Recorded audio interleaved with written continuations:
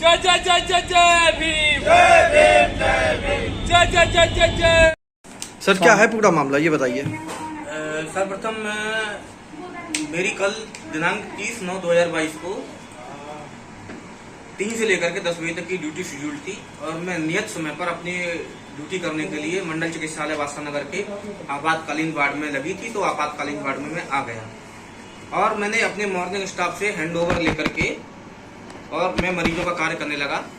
तो इतनी देर में तकरीबन 15:53 पर CA to CMS Shri Gajendra Kumar ji का मेरे पास फोन आया कि मुख्य चिकित्सा अधीक्षक महोदय को कोई डॉक्यूमेंट्स हैं जो इमरजेंसी वार्ड में रखे हैं वो अविलंब होना चाहिए। कोई टीम जो आई है जो उनकी अति आवश्यक है। तो मैंने श्री गजेंद्र कुमार को कहा कि मेरे पास कोई क्लास 4 कर्मचारी नहीं है, यहाँ पर एक पेशेंट सीरियस हो रहा है और चूंकि मैं देखता हूँ अन्यथा मैंने इमरजेंसी वार्ड को रोगी कल्याण में छोड़ना मुनासिब नहीं समझा। इसीलिए मैंने देखा कि यहाँ पर मुख्य नर्सिंग अधीक्षक कार्यालय में श्री पिंटू कुमार है जो सफाई वाला की पोस्ट पर है। जब कोई क्लास 4 कर्मचारी नहीं मिलता है तो अमूमन उनकी सहायता ले ली जाती है। तो ये बैठ करके बाबूगिरी का काम कर रहे थे श्री पिंटू, कुछ टाइप कर रहे थे। तो मैंने कहा कि ये 2 पेपर हैं मुख्य चिकित्सा अधीक्षक महोदय मंगाए हैं और आप इन्हें अविलंब वहाँ ले जा करके दे दीजिए, जिससे कि मतलब प्रशासन का कार्य समय से उपलब्ध हो जाए और रहा टाइप का काम तो 2 मिनट बाद में भी हो जाएगा, देर से भी हो जाएगा। ये कोई इतना अति महत्वपूर्ण नहीं है क्योंकि CMS सर के CA ने मुझे अति आवश्यक बुलाने के लिए बोला है। घटना के समय आप अकेले थे? पिंटू के साथ में 2 मैट्रन और थी, श्रीमती अनीता सिंह, श्रीमती सोनिया दाकंचन और भी थी। तो मैंने ये वर्ड जब श्री पिंटू को बोले हैं तो इतने में श्री शिवाराम उठकर खड़े हो गए कि बोले कि ये क्यों जावेगा बे, ये कहीं जावेगा। CMS कौन होता है? CMS कौन होता है? ये यही काम करेगा, ये कोई पेपर वेपर देने नहीं जाएगा। तो मैंने कहा हम पिंटू को कह रहे हैं कोई आदमी नहीं मिलेगा तो फिर इमरजेंसी छोड़ करके फिर हम कोई और व्यवस्था देखते हैं। बस हम इतना कह करके हम बाहर निकल ही रहे थे, इतने में सेवाराम वहां से आ गए और हम पर लात घूंसे थप्पड़ बरसाना स्टार्ट कर दिया। हम अपने आप को डिफेंस करते रहे बचाने के लिए, अपनी जान बचाने के लिए। कितने लोग थे जिन्होंने मारपीट की आपसे? सबसे पहले तो सेवाराम ने हमको मारा। 4 या 5 मिनट तक का घटनाक्रम सेवाराम ने हमको बहुत मारा और हमारी आंख से खून बहने लगा। तब स्टाफ के अन्य लोगों ने मौजूद बीच बचाव करा करके और अलग अलग किया और इतने में हमारी जो रोस्टर इंचार्ज है श्रीमती नीलिमा किशोर हमको अपने कमरे में ले गई। वहाँ 4 या 5 मिनट हुए ही होंगे, इतनी देर में एक काली टी शर्ट पहने पता चला है कि वो सेवाराम जी का लड़का है। उसने हम पर एक लकड़ी का फंटा लगाता, एक हाथ में रॉड, बड़ी जोर से हम पर सिर में मारना स्टार्ट कर दिया। मारते मारते हमको वहां तक ले गए, OT के वहां तक ले गए और हमसे कह रहा हम तुझको गोली मार देंगे, तुम साले नीच जात के हो, तुम्हारी हिम्मत क्या है। यही बात हमसे सेवाराम ने बोली, साले तुम नीच जात के हो, माता तुम्हारी औकात क्या है। गंदी गंदी गालियों से हमको अपमानित किया इन लोगों ने।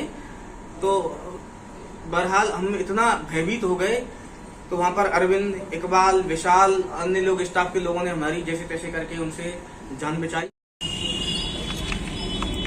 सर घटनाक्रम को लेकर अभी तक क्या कार्रवाई हुई है? देखिए बहुत ही दुखद घटना और लोमहर्षक घटना घटी है इस अस्पताल में। राजेश कुमार नाम के एक नर्सिंग अधीक्षक को सेवाराम नाम का एक व्यक्ति जो भी कर्मचारी है OS है, उसने इस हॉस्पिटल के अंदर दौड़ा करके मारा और अपने बेटे को भी बुलवा करके दोनों लोग मिल करके मारे। कपड़े फाड़ दिया, जातिगत शब्दों से अपमानित किया, जातिगत गालियां दी और रॉड से मारा। जो स्टैंड है पानी चढ़ाने वाला स्टैंड जो होता है, क्या बोलते हैं, ग्लूकोज का, उससे मारा। मतलब बहुत बुरी तरह से मारा पीटा। वो आप लोगों ने देखा होगा, उनकी हालत इसी हॉस्पिटल में वो एडमिट है। हमारी ये मांग थी रेल प्रशासन से कि उस व्यक्ति के खिलाफ कड़ी से कड़ी कार्रवाई की जाए ताकि कर्मचारियों में एक संदेश जाए कि ड्यूटी के दौरान कोई भी कर्मचारी किसी भी कर्मचारी के साथ इस प्रकार की घटना नहीं घटाए।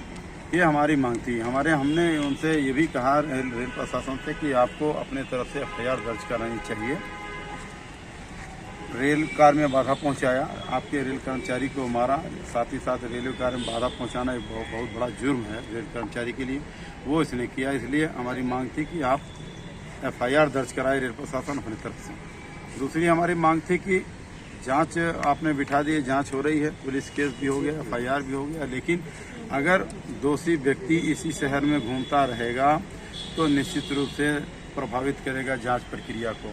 हमारी मांग है कि कम से कम लखनऊ से बाहर उनका स्थानांतरण किया जाए ताकि जांच निष्पक्ष रूप से, स्वतंत्र रूप से जांच हो सके और हमारे कर्मचारी को उसका पूरी तरह से उसके साथ न्याय हो सके। सर आश्वासन क्या मिला है? आश्वासन अभी मिला है, वो आश्वासन रेल प्रशासन तो ये करे कि हम जांच बैठा चुके हैं और हम आश्वासन देते हैं कि कड़ी से कार्रवाई करेंगे। FIR SC/ST दर्ज हो चुका है, उसमें भी वो बचने की उम्मीद नहीं है और वीडियो में भी एकदम क्लियर कट दिख रहा है कि कौन लोग मिलकर के मार रहे हैं, ये सारी चीज़ें हैं, उसमें बचने का उसमें कोई चांस दिख नहीं रहा है और हम लोग अपनी तरफ से कड़ी से कड़ी कार्रवाई करेंगे, ये रेल प्रशासन हमें आश्वासन दे रहा है। अभी हमारी वार्ता चल रही है, अभी ये धरना हमारा समाप्त नहीं हुआ। हम लोगों ने सुबह 10:30 बजे से लेकर के अभी तक बादशाह नगर चिकित्सालय के गेट को बंद किया हुआ है और मरीजों को छोड़ करके किसी को भी आने जाने नहीं दिया गया, इसलिए कि हमारा जो धरना है वो प्रभावित ना हो सके और एक संदेश जाए कि अगर कर्मचारी के साथ इस प्रकार की कोई घटना होगी तो हम लोग किसी भी समय भी आंदोलित